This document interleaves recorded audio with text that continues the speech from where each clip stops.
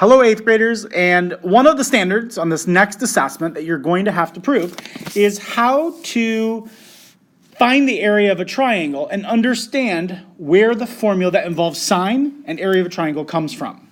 So we just learned this week this formula. We learned, let me write it down here, the area of a triangle can be 1/2 b multiplied by a multiplied by sine of angle c.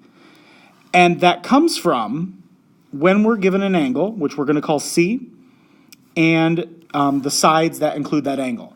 So two sides and the included angle. But where does this come from? And this is a standard. We have to know where that comes from. Well, here's what we do. If I give you a triangle, you know that the area of a triangle is just 1/2 base multiplied by the height. The problem is that the base and height must always be perpendicular. And while that is always easy to sometimes find, sometimes it's not that easy. So 1/2 base times height. So let's say this is C, and that's A and that's B. So if we drew in our own height here, let's draw it, I don't know, we can draw it here. There's our height. And I'm going to call that H.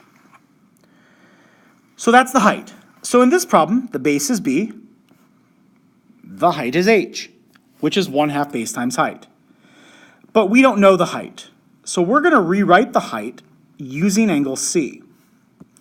Well, we know that, for example, sine of angle C is equal to the opposite side, H over A. If I solve this for H, that would be H equals A multiplied by sine of C. Well, right there's our height. If I plug it in, A equals 1/2 base times height. The height is A multiplied by sine of C.